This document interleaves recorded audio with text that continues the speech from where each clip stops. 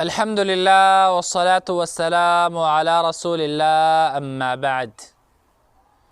محترم ورونو یو ډیره خطرناکه نظریه چې ده هغه زموږ په معاشره کې خورېږي،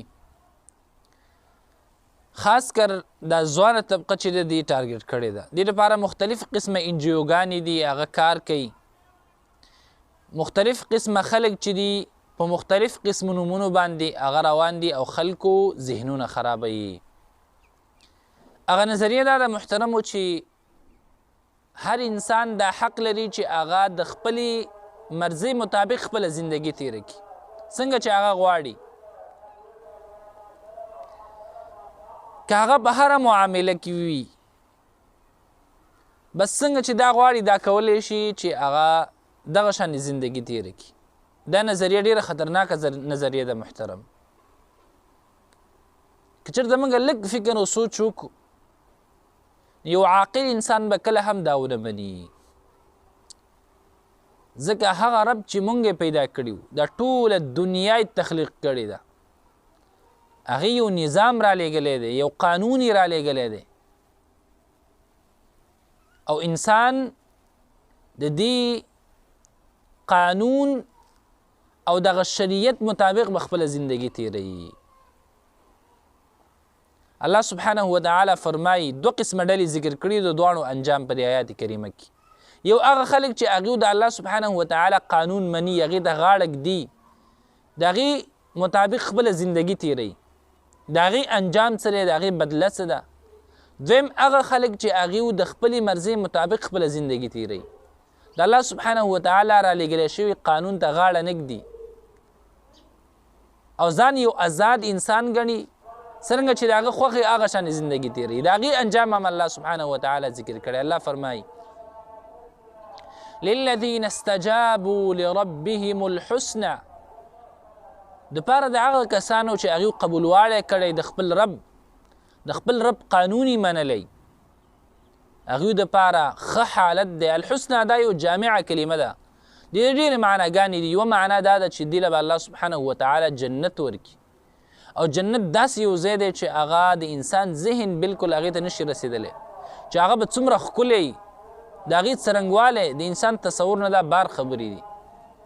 دا انسان ته الله کله ورکوي؟ کله چې خپل رب منلی، د خپل رب قانون یې منلی، د هغې د قانون مطابق یې خپله زندگی تیره کړي. الحسنى دا معنا ده چې الله سبحانه وتعالی به دې ته ښه ژوند ورکړي، حیات طیبه چې په سورة نحل کې الله فرمایي حیاتا طیبه، پاک ژوند مزدار ژوند به ورکړي. او دویم هغه ډله چې هغوی د خپلې مرضۍ مطابق خپله زندگی تیروي. والذین لم یستجیبوا له، هغه خلک چې هغوی قبولوالی ونه کړه د خپل رب قانون یې ونه منه، د هغې مطابق یې خپله زندگی تیره نه کړه. لو ان لهم ما في الارض جميعا ومثله معه، که چېرته دې دپاره شي دا ټول هغه څه چې په ځمکه کې دي ټول، ومثله معه او د دې په شان نور هم، او دا به یې په بدله کې ورکوي. چې کله حساب کتاب ویني، عذابونه ویني او بیا غواړي چې دا اوس په بدله کې ورکړي او ځان خلاص کړي د دې نه، نو الله سبحانه وتعالی به د دې نه قبول نه کړي. او د دې انجام څه دی؟ اولئک لهم سوء الحساب، الله فرمایي دا کسان چې ډېر بد حساب دی. ومأواهم جهنم، او ځای د دوی جهنم دی. وبئس المهاد، او ډېر بد ځای تیار کړی شوی دی. دا جهنم ډېر بد ځای دی. الله سبحانه وتعالی دې موږ ټول ترې نه وساتي. نو دا یو څو ورځې ژوند چې دی، دا فانی زندگی،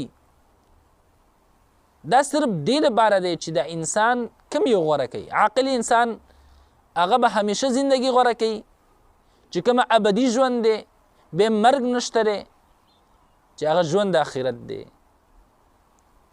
او کوم چې ناپوهه شخصي نو هغه به دا یو څو ورځې ژوند غوره کوي او دا ختمېدونکی دی. نو محترم ورونو او خویندو، هغه ابدي زندگی چې هغې کې به مرګ نه راځي، بوډاوالی نه راځي، کمزوري نه راځي، تکلیف مصیبت مرض نه راځي، هغه ولې بربادوي په دې یو څو ورځې زندګۍ باندې؟ د خپلو خواهشاتو مطابق زندگی تیروئ.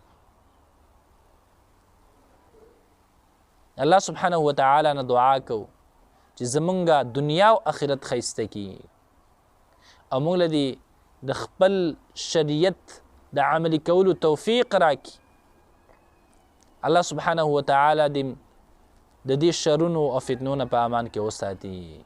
وصلى الله تعالى على خير خلقه محمد وآله وصحبه أجمعين.